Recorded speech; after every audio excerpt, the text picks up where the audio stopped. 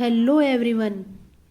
आज मैं आपको प्रार्थना पत्र लिखना सिखाऊंगी। ये वीडियो आपके लिए बहुत ही ज़्यादा खास होने वाला है। इसका कारण यह है कि अब अप्रैल में 5th और 8th क्लास के बोर्ड होने वाले हैं। हिंदी मीडियम की बात कर रही हूँ मैं। उसमें 90% प्रार्थना पत्र पूछा जाता है। और प्रार्थना पत्र चाहे कोई सा भी हो, चाहे फीस माफ़ करने हेतु हो, चाहे बीमारी के लिए हो, चाहे टीसी लेने के लिए हो, वो सिर्फ सेम प्रार्थना पत्र लिखा जाएगा। उसमें कुछ जो चीज़ चेंज होने वाली है वो चीज़ मैं आपको इस वीडियो में बताऊंगी। सबसे पहले हम सेवा में लिखेंगे, चाहे वो टीसी के लिए हो या बीमार के लिए हो या कोई आवश्यक छुट्टी के लिए हो, उन सब में सेम चीज आएगी। सबसे पहले सेवा में लिखेंगे। सेवा में लिखने के बाद में कॉमा लगाएंगे हम, फिर श्रीमान प्रधानाचार्य जी लिखेंगे और जिस स्कूल में हम पढ़ते हैं उस स्कूल का नाम लिखेंगे। राजकीय, मैंने यहाँ राजकीय उच्च प्राथमिक विद्यालय लिखा है। जो स्कूल जहाँ पर है उसके बाद उसका एड्रेस लिखेंगे। ये राजकीय उच्च प्राथमिक विद्यालय सांगानेर में है, इसीलिए मैंने यहाँ सांगानेर लिखा है। जो स्कूल जहाँ स्थित हो उसका एड्रेस हमें लिखना है। जो ये राजकीय उच्च प्राथमिक विद्यालय मेरी स्कूल सांगानेर में है तो मैंने सांगानेर लिखा है। उसके बाद हम विषय लिखेंगे, महोदय बाद में लिखेंगे। विषय हम कुछ जिस पर आपका प्रार्थना पत्र हो उस पर हम विषय लिखेंगे। बाकी फॉर्मूला ऊपर वाला सेम आएगा। विषय जैसे हमें बीमारी के लिए हमको प्रार्थना पत्र मिला है तो हम लिखेंगे बीमार होने हेतु अवकाश। अगर टीसी के लिए हो तो टीसी प्राप्त करने हेतु। अगर आपका किसी आवश्यक कार्य के लिए हो तो आवश्यक कार्य हेतु। यदि भ्रमण पर जाने के लिए हो तो भ्रमण पर ले जाने के लिए प्रार्थना पत्र हेतु। फीस माफ करने के लिए हो तो फीस माफ करने हेतु। कोई भी आप जो प्रार्थना पत्र आपको जिस विषय पर लिखने के लिए मिला है उस पर वो ही विषय आप लिखेंगे।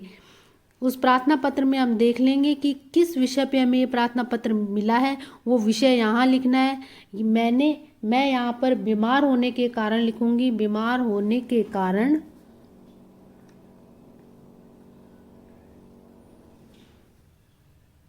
बीमार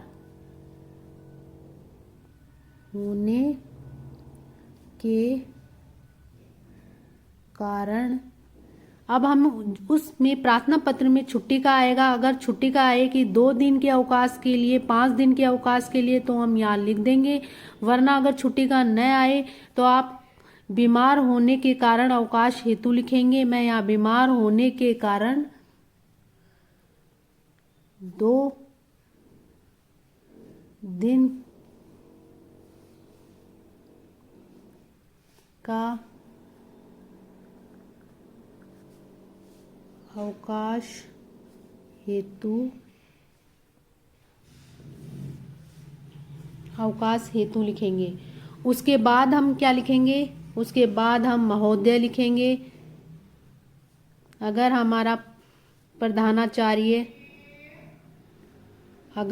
प्रधानाचार्य जी, अगर लेडीज है, अगर औरत है तो हम प्रधानाचार्या जी लिखेंगे। श्रीमान प्रधानाचार्या जी लिखेंगे। अगर आदमी है, जेंट्स है तो हम प्रधानाचार्य जी लिखेंगे। वहीं पर यहाँ भी चेंज हो जाएगी आ की मात्रा। यहाँ पर हम महोदय लिखेंगे। अगर औरत है हमारा स्कूल का प्रिंसिपल तो हम यहाँ पे आ की मात्रा लगा के महोदया लिख देंगे। उसके बाद हम लिखेंगे नम्र निवेदन है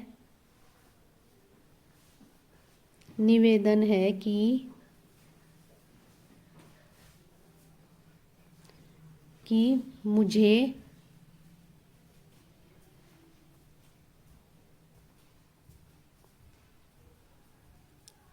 कल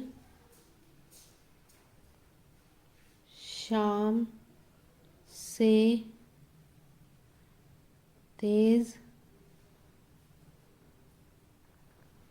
बुखार है तथा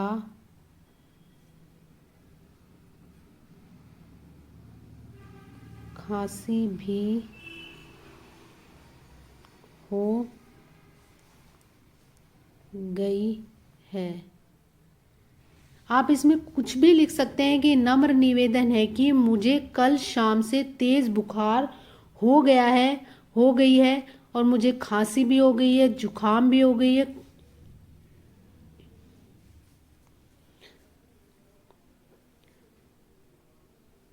आगे लिखेंगे डॉक्टर ने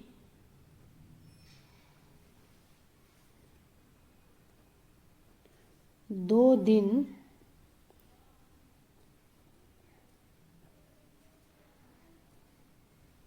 विश्राम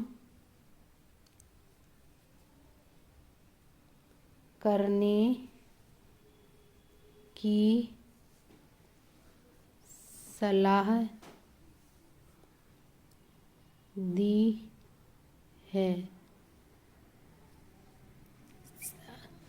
डॉक्टर ने 2 दिन विश्राम करने की सलाह दी है, अतः आपसे निवेदन है कि मुझे 2 दिन का अवकाश प्रदान करें। अतः मुझे 2 दिन का अवकाश प्रदान करें।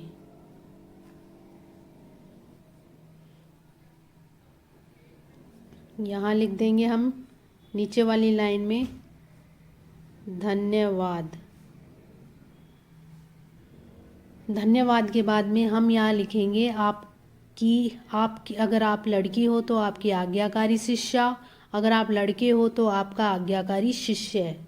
उसके बाद में आपका नाम लिख दीजिए, नाम के बाद में आपकी क्लास कौन सी है, क्लास लिख दीजिए। मैं यहाँ लिख रही हूँ आपकी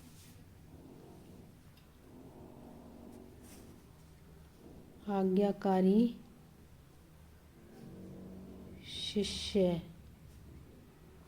शिष्या रेनू। आगे आप कक्षा कौन सी में पढ़ते हैं वो कक्षा लिख दीजिए। ठीक है, ऐसे ही अगर आप भ्रमण पर जा रहे हैं तो भ्रमण के लिए प्रार्थना पत्र लिख रहे हैं तो भ्रमण पर भी आप प्रार्थना पत्र लिख दीजिए। उसमें भी सेम ऊपर की सेम चीज़ वही आएगी, आप विषय सिर्फ चेंज कर दीजिए। जैसे कि मैंने आपको बताया था प्रार्थना पत्र में जो विषय आए, जैसे मैंने बीमारी पर लिखा है, मैं भ्रमण का बता रही हूँ, तो आप भ्रमण पर जाने हेतु प्रार्थना पत्र, तो उसमें भी आप सेम महोदय लिखेंगे, सेम नम्र निवेदन पहली फर्स्ट लाइन में यही लिखेंगे नम्र निवेदन है। आगे लिखेंगे कि मैं आपके विद्यालय के कक्षा 5 में पढ़ता हूँ या फिर 8 में पढ़ता हूँ या 7 में पढ़ता हूँ, कुछ भी लिख देंगे। उसके बाद लिखेंगे कि मुझे भ्रमण पर हम जाना चाहते हैं किसी भी पर्पज से, जैसे बसंत पंचमी पर या फिर तो उसके बाद में हम भ्रमण पर जाना चाहते हैं, इस हेतु हमें विद्यालय स्तर पर बस की व्यवस्था कीजिए और हमें शिक्षक को साथ भेजने की कृपा करें। इस पर आप लिख देंगे। अगर फीस माफ़ करने हेतु है तो सेम आप लिख देंगे, विषय चेंज कर देना, यहाँ महोदय लिख देना, फिर सेम फर्स्ट लाइन वही लिखना, नम्र निवेदन है कि मैं आपके विद्यालय कक्षा 5 में पढ़ता हूँ, मेरे पिताजी बीमार हैं। फिर हम आगे लिखेंगे कि मेरे पिताजी तो बीमार हैं और मेरी माँ हमारे पूरे परिवार का घर खर्चा चलाती है। घर खर्चा मेरे अलावा मेरे 2 भाई बहन भी हैं। अतः प्रार्थना है कि मुझे विद्यालय से शुल्क मुक्ति प्रदान करे, शुल्क कम करने की कृपा करें, जिससे कि मैं आपकी कक्षा में आगे की पढ़ाई पूरी कर सकूं। फिर सेम वही फॉर्मूला आ जाएगा, यहाँ धन्यवाद लिख देना और आगे की सेम वही चीज़ आ जाएगी। आप यहाँ धन्यवाद लिख के आपका आज्ञाकारी शिष्य जो भी आपका नाम है, आपका स्वयं का नाम यहाँ लिखेंगे, आप जिस कक्षा में पढ़ते हैं वो लिखेंगे। ऊपर वाला ऊपर वाला, ये जो ऊपर वाला है सेवा में श्रीमान, ये सारी चीज़ें सेम आ जाएंगी।